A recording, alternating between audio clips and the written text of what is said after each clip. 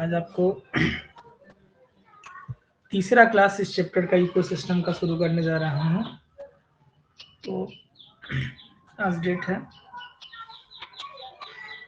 तीसरा क्लास में हम लोग शुरू करने जा रहे हैं चैप्टर को, और आज जो डेट है इसको वो है 7 है। इसी को हम लोग शुरू कर रहे हैं 7/11/2021। टॉपिक हम लोग का जो है,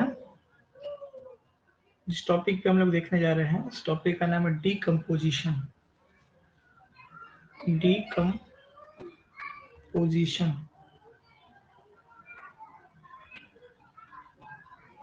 डीकम्पोजिशन हम लोग देखने जा रहे हैं। डीकम्पोजिशन का मतलब होता है अपघटक। डीकम्पोजिशन का मतलब होता है अपघटक या अपघटन। ठीक है, अपघटक जो अपघटन करता है या अपघटन, इसको हम लोग अपघटन ही कहेंगे। अपघटक तो डिकम्पोजर हो जाता है, तो डीकम्पोजिशन में ये हो जाता है अपघटन।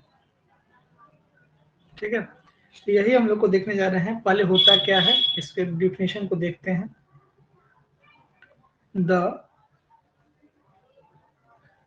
प्रोसेस ऑफ breakdown या breaking down complex organic matter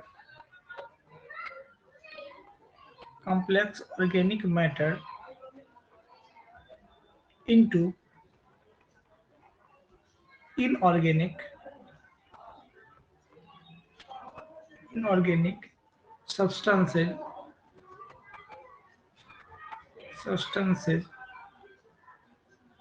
like CO2, water and nutrients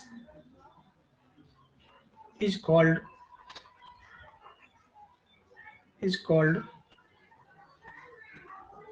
decomposition। इस प्रक्रिया को हम लोग डिकम्पोजिशन के नाम से जानते हैं। मतलब ये एक ऐसी प्रक्रिया जिसमें जो ऑर्गेनिक मैटर है, जैसे जो गल जाने वाला चीज है, पत्ता है, कागज है, ये चीज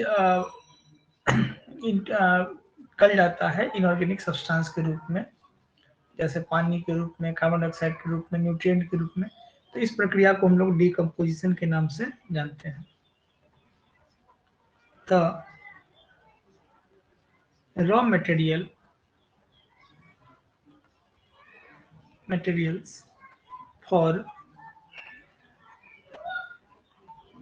decomposition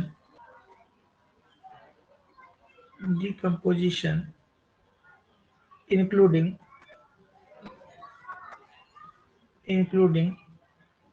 dead plants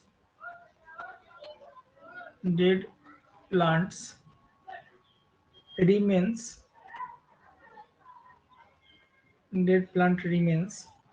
like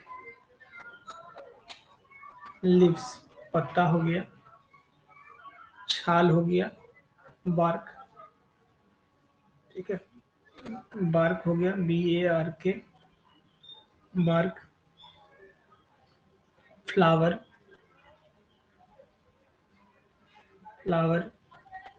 and animal remains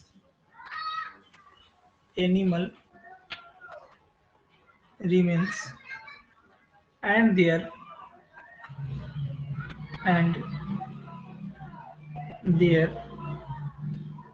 fecal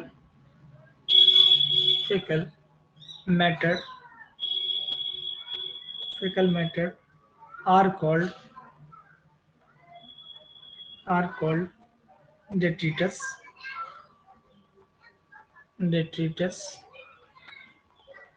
तो ये सारे चीज जो हो गया, डेट्रिटस हो गया, या ये चीजें जो होगा डिकम्पोजिशन हो गया। जो सब्सटेंस रिमेन, जो सब चीजें हैं फेकल मैटर, ये सारे चीज जो गलते हैं उसको हम लोग डेट्रिटस के नाम से जानते हैं। क्या सर जुड़ गया है? चलिए आगे देखते हैं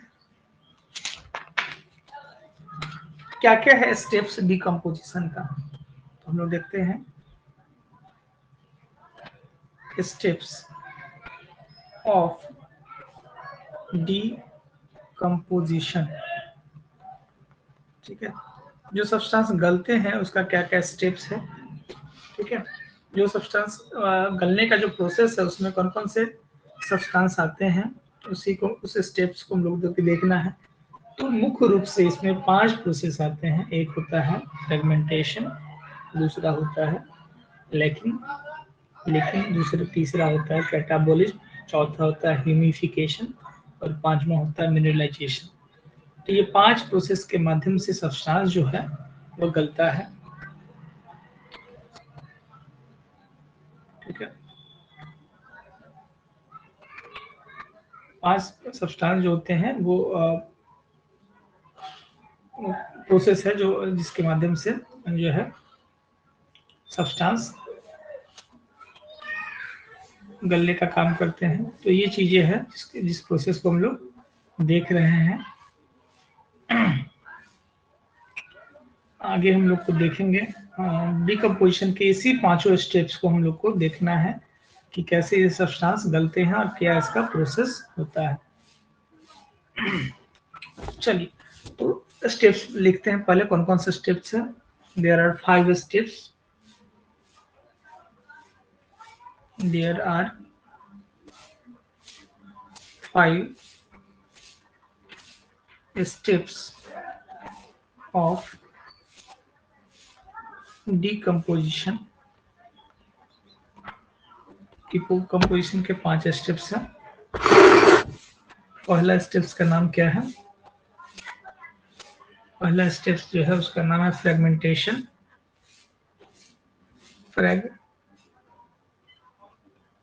फ्रेगमेंटेशन। दूसरा स्टेप्स जो है जिसके माध्यम से सब्सटेंस गलता है उसका नाम है लीकिंग। तीसरा स्टेप जिसके माध्यम से सब्सटेंस बनता है गलता है उसका नाम है कैटाबोलिज्म। चौथा स्टेप है जिससे सब्सटेंस गलता है उसका नाम है ह्यूमिफिकेशन। पांचवा स्टेप है जिसके माध्यम से सब्सटेंस गलता है उसका नाम है मिनरलाइजेशन। मिनरलाइजेशन। इस पांच स्टेप्स के माध्यम से सब्सटेंस का गलने का प्रोसेस होता है। चलिए एक एक करके हम लोग स्टेप्स को देखते हैं। ये 5 स्टेप्स के बाद कौन सा स्टेप्स अगला आता है इसको देखते हैं। तो पहला हम लोग प्रोसेस देखते हैं जिसका नाम है fragmentation.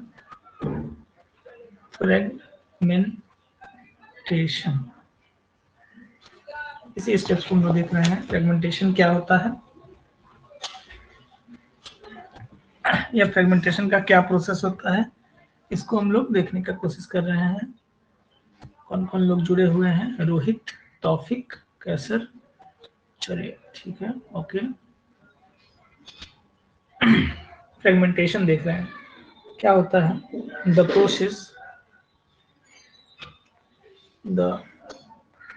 Process of breaking down the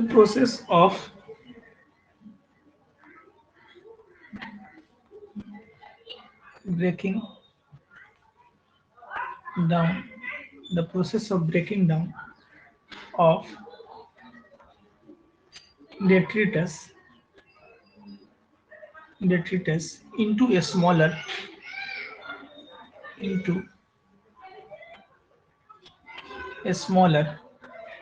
particles is called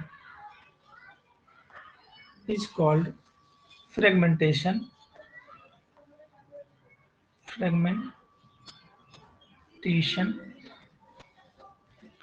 example की बात करेंगे तो इस प्रोसेस में क्या क्या आता है। एज ये किसके माध्यम से होता है। As done by earthworm. यह प्रक्रिया में अर्थवर्म अच्छी भूमिका निभाती है सब्सटेंस को गलने में।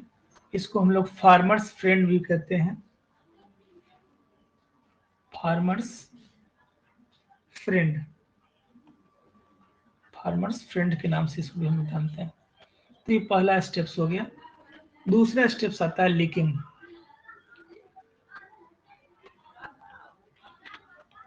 लीकिंग प्रोसेस है, इसमें क्या होता है, लाइकिंग प्रोसेस को कहेंगे, liking process, the process by which the process by which water soluble water soluble inorganic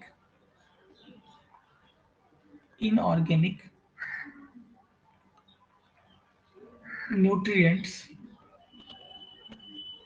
go down into soil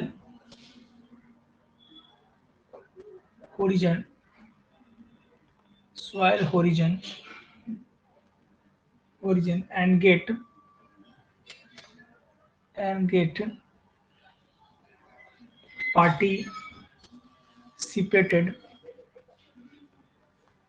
participated as as unavail as unavailable salts unavailable sorry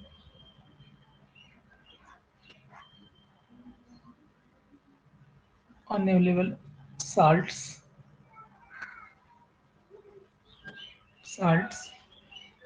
is called leaking. ये हो गया दूसरा steps. तीसरा steps देखने जा रहे हैं जिसका नाम है कैटाबोलिज्म। तीसरा स्टेप्स जो देखने जा रहे हैं उसका नाम है कैटाबोलिज्म। कैटाबोलिज्म क्या होता है इस पर हम लोग चर्चा करेंगे।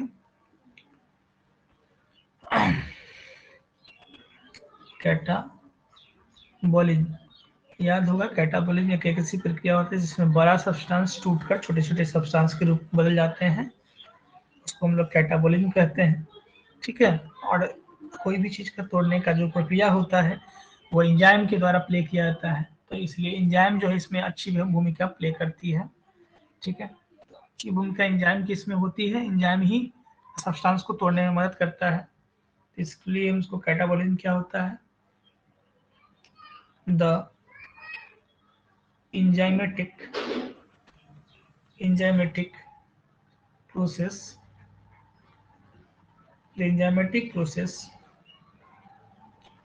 by which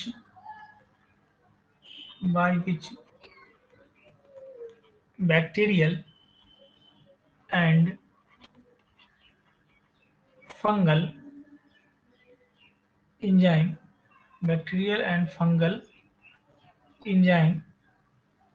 degrade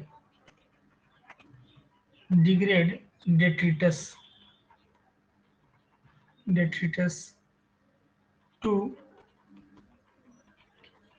simpler inorganic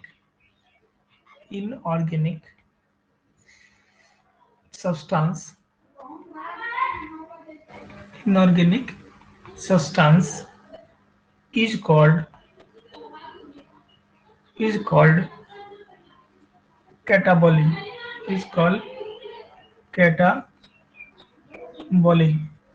तो कैटाबोलिज्म क्या होता है, एंजाइम की मदद से होने वाला प्रक्रिया है जिसमें बैक्टीरिया और फंगस का मदद लिया जाता है और एंजाइम उन चीजों को तोड़ देता है, डिग्रेड कर देता है छोटे छोटे रूपों के रूप में, इस प्रक्रिया को कैटाबोलिज्म कहते हैं। चलिए पॉइंट नंबर 4 को देखते हैं।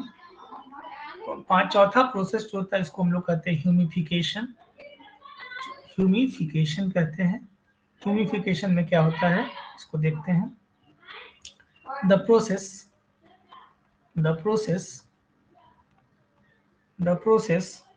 of accumulation, the process of accumulation of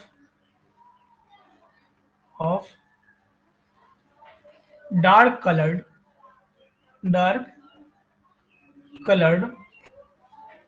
amorphous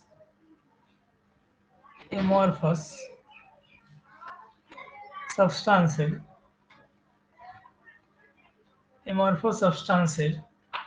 called humus।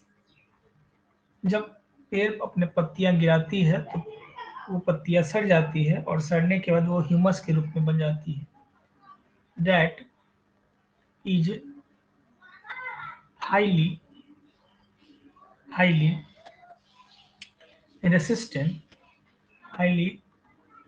resistant to microbial action and undergoes decomposition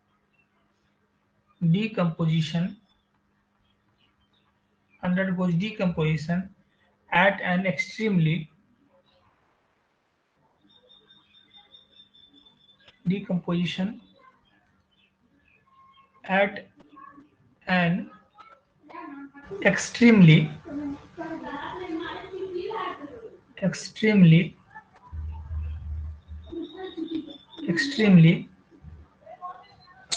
slow rate. यह जो प्रक्रिया होती है ह्यूमस बनने का, यह बहुत स्लो होता है। Slow rate is called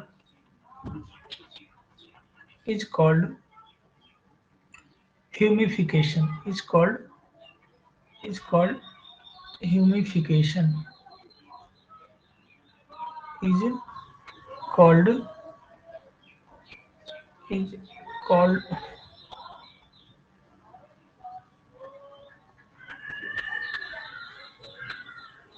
called humification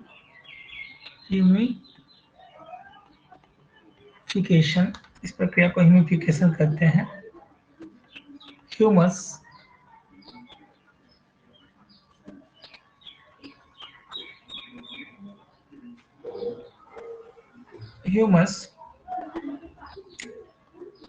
being colloidal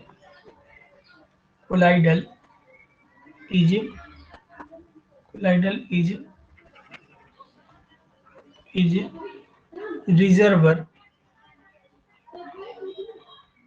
reservoir of nutrient। तो ये प्रक्रिया हो गई। नेक्स्ट प्रक्रिया, पांचवा पॉइंट आता है जिसका नाम है mineralisation.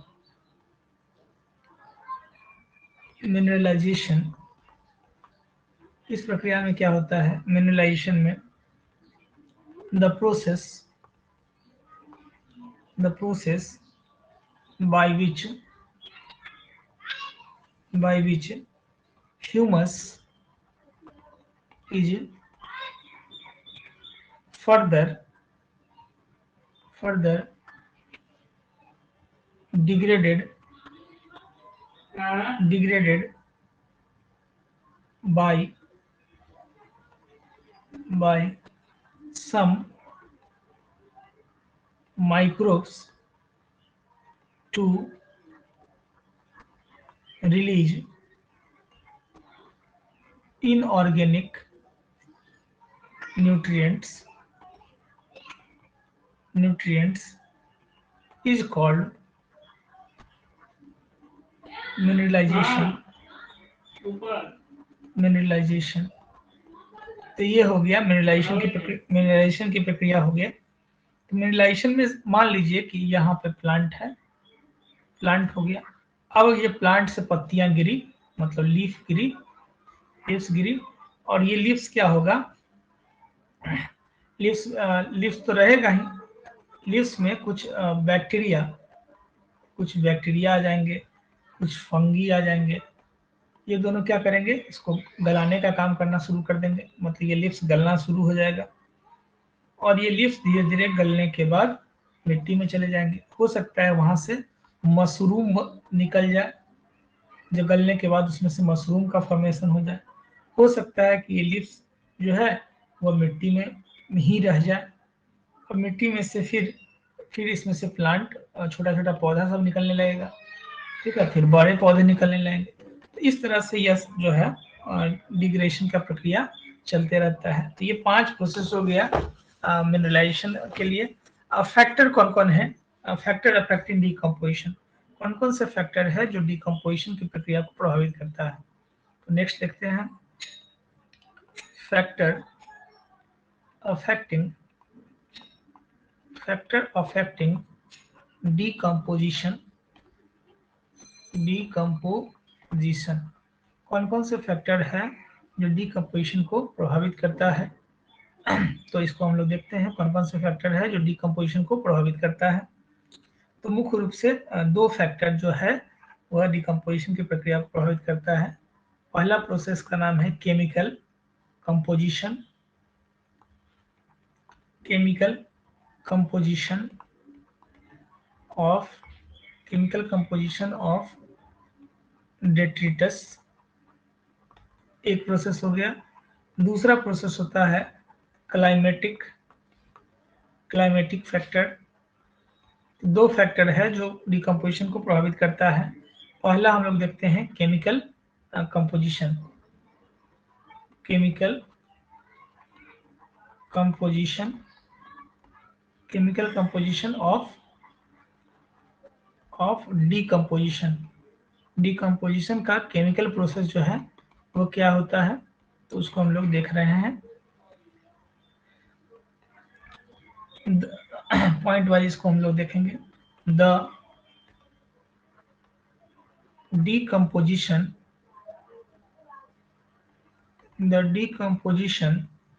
rate is slow of detritus is rich in lignin and chitin। जो पौधे की पत्तियां गलती है या उसमें मुख्य रूप से 2 सब्सटेंस पाए जाते हैं, लेग्निन और काइटिन, ठीक है, और इसी को डिकम्पोज करना मेन फैक्टर होता है। Next point, the decomposition rate is higher when detritus is rich in nitrogen and water soluble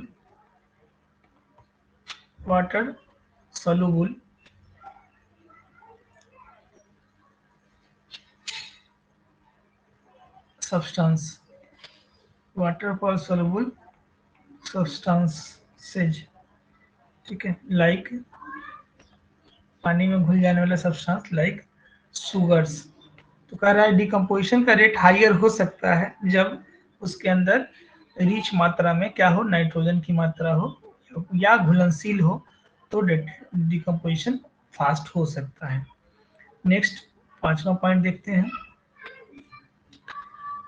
तो ये हो गया दूसरा फैक्टर जो होता है डिकम्पोजिशन के लिए, उसका नाम है क्लाइमेटिक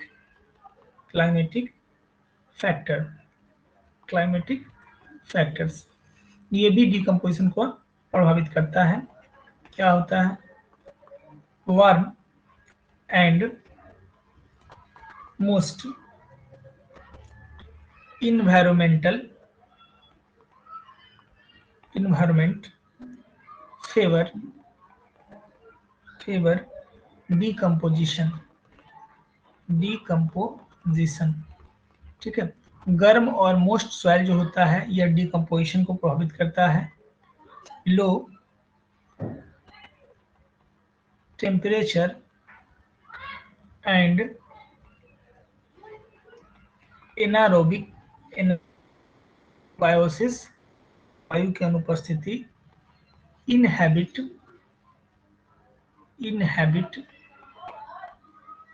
डिकम्पोजिशन,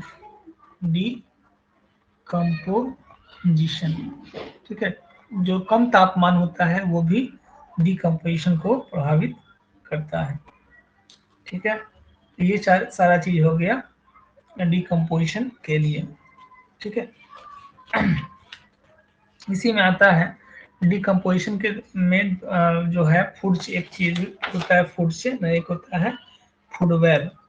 फूड चेन और फूड वेब क्या होता है, ठीक है, उसको हम लोग देखेंगे। फूड चेन क्या होता है पहले देखते हैं, फिर फूड वेब क्या होता है उसको देखेंगे। तो पहला हम लोग का टॉपिक होता है फूड चेन। फूड चेन का मतलब होता है, फूड का मतलब हो गया आहार, और चेन का मतलब हो गया श्रृंखला। आहार श्रृंखला, इसको हम लोग पढ़ते हैं क्या होता है। आहार श्रृंखला जो होता है इसका क्या मतलब होता है इसको देखते हैं। आहार श्रृंखला में क्या क्या है, तो the transfer of energy, from producer from producer to top consumers through a series of organisms is called food chain. क्या कह रहा है, the transfer of energy, energy का ट्रांसफर होता है किससे, प्रोड्यूसर मतलब पेड़ पौधे से, to top consumer. Top consumer बाद चिल तक, सबसे ऊपर तो वही होता है, वहां तक एनर्जी का जो ट्रांसफर होता है एक सीरीज के रूप में, मतलब सीरीज का मतलब हो गया रैखिक वे में, लीनियर वे में। इस प्रक्रिया को हम लोग फूड चेन या आहार श्रृंखला के नाम से जानते हैं। One organism holds only one position। इस प्रक्रिया में ओनली एक ऑर्गेनिज्म केवल एक ही जगह पे पाया जा सकता है, वन पोजीशन। जबकि इसके अलावा दूसरा जो होता है फूड वेब, उसमें एक जीव दूसरे जगह पर भी मौजूद हो सकता है। तीसरी बात जो इसमें आता है, the flow of energy can easily calculated। Energy का फ्लो हम आसानी से कैलकुलेट कर सकते हैं, एक्सप्लेन हैं। it is always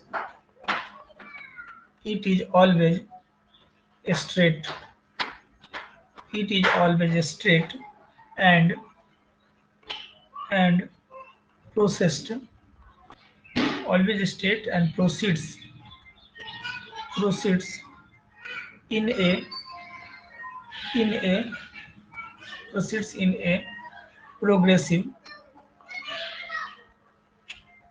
progressive straight line. यह हमेशा हमने बोला कि रैखिक वे में यह काम करता है, एक ऑर्गेनिज्म एक ही बार इसमें मौजूद हो सकता है, स्ट्रेट वे कहें, लीनियर वे कहें, यही बात हो सकता है। Next point, competition is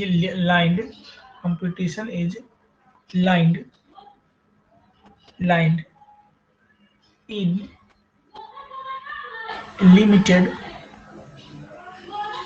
limited to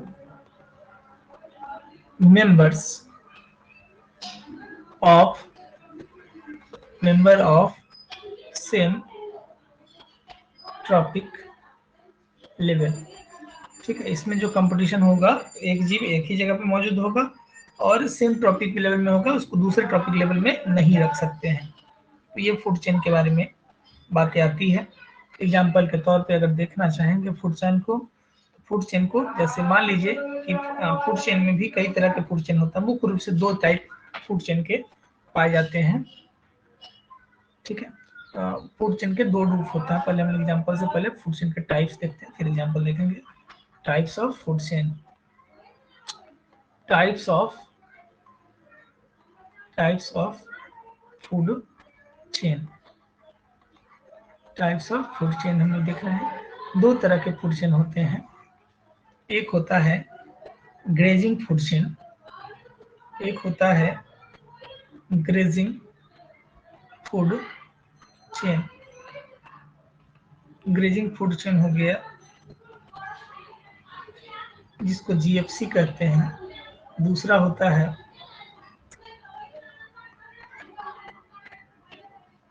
detritus food chain, इसको हम लोग डीएफसी के नाम से जानते हैं। तो दो तरह के फूड चेन होते हैं। ग्रेजिंग फूड चेन का एग्जांपल की अगर बात करेंगे तो ग्रेजिंग का मतलब होता है चरना, खाना। जैसे इसमें ग्रास की बात करेंगे तो ग्रास को खाने वाला जो होगा वह रैबिट होगा। अगर रैबिट आ गया तो दोबारा बार में रैबिट आपको नहीं लिखना है। या और दूसरा अगर लिख सकते हैं लाइन हो गया। ठीक है, फिर उसी तरह से एक चेन ये हो गया कि ये है इसको खाएगा, इसको खा गया। फिर इसी तरह से अगर हम दूसरा अगर लिखना चाहेंगे तो ग्रास, इस लाइन इस रो में दूसरा ग्रास नहीं आएगा। इसमें ग्रास लिखना चाहेंगे तो ग्रास को फिर खाने वाला बकरी हो गया और बकरी को खाने वाला आदमी हो गया। ठीक है, उसी तरह से अगर हम ग्रास लिखेंगे तो ग्रास को खाने वाला जो ग्रास हुपर इसको कहते हैं, टिड्डा को कहते हैं। और ग्रास हुपर को खाने वाला फिर हो जाएगा फ्रॉग। फिर फ्रॉग को खाने वाला जो हो जाएगा वो हो जाएगा वो फ्रॉग को खाने वाला जो हो जाएगा वो हो जाएगा स्नेक। स्नेक को खाने वाला ईगल। तो इस तरह से ये सिंगल और रैखिक वे में होता है फूड चेन। ठीक है, यहाँ पर ये प्रोड्यूसर हो गया, ये यहाँ पर ये प्रोड्यूसर हो गया। ये पहली बार आया तो प्राइमरी कंज्यूमर हो गया, ये दूसरी बार आया तो इसको हम लोग सेकेंडरी कंज्यूमर बोलेंगे। ठीक है, तो इसी तरीके से प्रोड्यूसर, कंज्यूमर, प्राइमरी कंज्यूमर और सेकेंडरी कंज्यूमर के रूप में आया जा सकता है। ये डेट्रिटस फूड चेन जो है, जैसे एक और एग्जांपल के तौर पे ले लें, दो तरह के फूड चेन हो गया। ये हो गया मुख्य रूप से एग्जांपल हो गया ग्रेजिंग फूड चेन का। अब लोग दूसरा देखते हैं जिसका नाम है डेट्रिटस फूड चेन। इसमें एनर्जी का फ्लो जो होगा वो 10% होगा। मतलब इसके पास अगर एनर्जी 1000 कैलोरी था तो इसके ऊर्जा का मात्र जो है 10% ऊर्जा इसमें पहुंचता है और इसका मात्र 10% पहुंचता है। इसका मतलब ये हो गया कि 1000 अगर ग्रास के पास एनर्जी था तो उसका 10% एनर्जी रैबिट के पास पहुंचेगा। 2 शून्य से 2 शून्य कट गया तो बचा 100। तो 100 जो हो गया वो रैबिट के पास पहुंचा। अब मान लीजिए 100 अगर रैबिट के पास है तो इसका 10% पहुंचता है, इसका 10% पहुंचता है लाइन के पास। तो मतलब 10 किलो कैलोरी ऊर्जा हो गया इसके पास। तो इसलिए इसको इस 10% के हिसाब से ऊर्जा ट्रांसफर होता है। इसलिए इस लॉ को हम लोग लिंडमान का नियम बोलते हैं। Lindeman 10% law of Lindeman, 10% law of Lindeman के नाम से भी इसको हम लोग जानते हैं, जिसमें ऊर्जा हमेशा 10% के बेसिस पे ट्रांसफर होता है। तो पहला हम लोग का ग्रेजिंग फूड चेन हो गया, ग्रेजिंग फूड चेन हम लोग का कंप्लीट हो गया।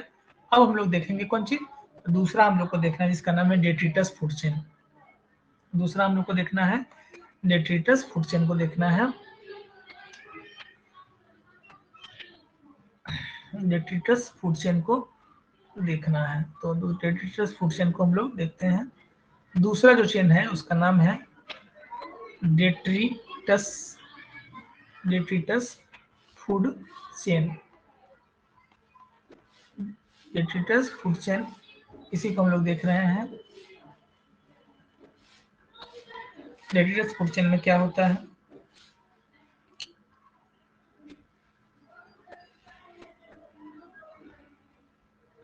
it begins with dead organic matter and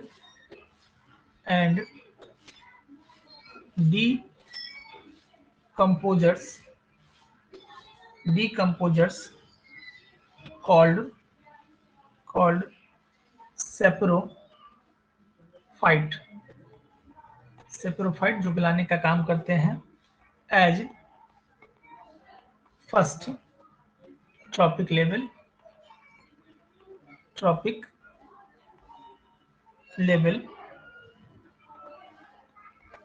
decomposers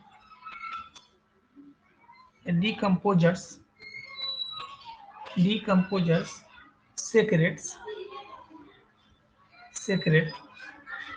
digestive enzymes that break down dead and waste into simple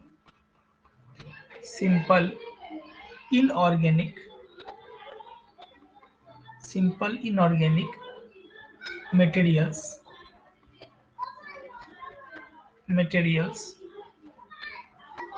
which are absorbed by them. इसका एग्जाम्पल की अगर बात करेंगे तो मान लीजिए सूखी पत्ती हो गई, डेड लिप्स हो गया। अब डेड लिप्स को जो होगा वह मिट्टी में पहले समा जाएगा, तो उसको हम लोग बोलेंगे वुड लाउज बोलेंगे, वुड लाउज जो हो गया वो कन्वर्ट हो जाएगा, ब्लैक भूरी तरह की मिट्टी हो जाएगी, तो उसकी को हम लोग ब्लैकबीड बोलते हैं, तो ब्लैकबीड के रूप में कन्वर्ट हो जाएगा। तो यह जो चीजें हैं ये डेट्रिटस फूड चेन के एग्जाम्पल के तौर पे आता है। ठीक है, तो इस तरह से ये हम लोग का टॉपिक समाप्त हो गया, टाइप्स ऑफ फूड चेन। ठीक है, फूड चेन के दो टाइप हम लोग देख लिए, पहला वो था और दूसरा ये डेट्रिटस फूड चेन हो गया। अब नेक्स्ट टॉपिक हम लोग, तो आज हम लोगों ने क्या क्या पढ़ा इस बात पर पहले चर्चा कर ले कि आज हम लोग का क्या कौन कौन से टॉपिक्स पे चर्चा हुई है। तो आज हम लोगों ने मुख्य रूप से जो देखा है वो देखा है डीकम्पोजिशन आज देखा है। फिर हम लोग देखा है उसी में स्टेप्स ऑफ डीकम्पोजिशन। जो लोग अपना वीडियो रिकॉर्ड देखते हैं वो अपना वीडियो रिकॉर्ड देखेंगे। दो हो गया। तीसरा जो हो गया वो उसमें हम लोग पढ़े हैं फैक्टर अफेक्टिंग डीकम्पोजिशन। तो निशा स्पीड बढ़ा लीजिएगा क्योंकि स्पीड इसका स्लो लगता है, तो स्पीड बढ़ा के भी आप आराम से कर सकते हैं, स्पीड स्लो करके भी आप लिख सकते हैं। 3 चीज हो गया। और चौथा हो गया, चौथा जो हम लोग पढ़े हैं वो पढ़े हैं टाइप्स ऑफ फूड चेन। तो ये हम लोग का 4 टॉपिक मुख्य रूप से आज हुआ है। तो आज का क्लास यहीं पे समाप्त होता है। नेक्स्ट क्लास में हम लोग का जो टॉपिक होगा, नेक्स्ट क्लास में जो हम लोग टॉपिक पढ़ेंगे वो कौन सा टॉपिक पढ़ेंगे, तो पढ़ेंगे ट्रॉपिक लेवल देखेंगे। दूसरा हम लोग एनर्जी फ्लो देखेंगे। तीसरा चीज हम लोग देखेंगे इकोलॉजिकल पिरामिड